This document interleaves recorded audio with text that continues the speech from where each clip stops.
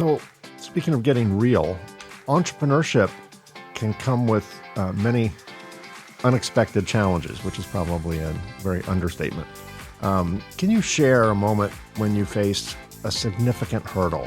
Maybe it was in the beginning, maybe it was as you were scaling, maybe it was all of it, and how you managed to overcome it. And limit it to maybe just the top 300 challenges. Yeah, I know there have been so many. Well, fundraising was and is for many in nonprofit and founders of anything. Raising money is always something that keeps most of us up at night. Yeah. And it did for me. And I'm thinking of several things that happened. On the non-emergency side, because it was just me, I didn't have to really worry about major donors, but I was going into debt, major debt, take away credit card debt. And I vowed to work in McDonald's if I had to.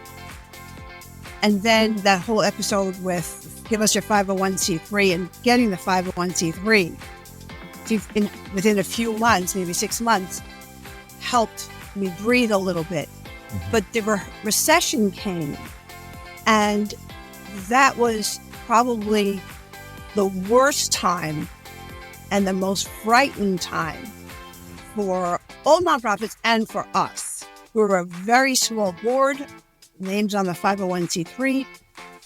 I had been the one with most ideas, and I had no idea what to do. And we had lists of children. We were a legitimate organization. People were counting on us. That was an emotional and a financial hurdle. And the answer, or the impetus for the answer, is not what anyone might think. We didn't have a major donor. We weren't getting any of the financial money in Manhattan that so many nonprofits were getting.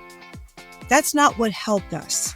What helped us is more human connection, human nature in so many issues that we need to solve. One of our board members, seeing me distraught and being distraught herself, all of us were just at our wits' end. After quiet, trying somebody, I'm hoping somebody's going to come up with some kind of an answer, financial answer. She actually said, "Let's go bowling." And I didn't even think I heard her right. You're like, you can what? Imagine the atmosphere. And she said, let's have a bowling party, a fundraising bowling party. And I literally said, does anybody bowl in New York City? To me, that was, and I loved her dearly, but I thought, where is she coming from? I'm talking sincere worry and panic. And she said, let's do it. I had no other ideas, so I said, okay. Now, I sweated out. We sent out invitations. We emailed everyone. Now, this is a time when everybody was at their wits' end, right? The recession. Yep. And in New York City, we were hit hard. So we charged like $20, $25 a person to bowl. Well, let me tell you something. We didn't raise $1 million, but we raised hope. We raised morale. A lot of people came because everybody was looking for some relief, some fun, and to do good on top of that, get away from the fear and the anxiety of your empty wallets. Everybody wanted to be together and to rally around something. We had the best night. We made friends. I talked about Pajama Program. Most of the people there knew about it. And from that moment forward, so many people who heard about us through 6 Degrees of Separation, that old commercial, you tell one person, you tell one person. Yeah, sure.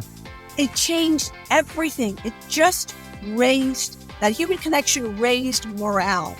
And it was the most miraculous recovery. Slow, but I point to that every time.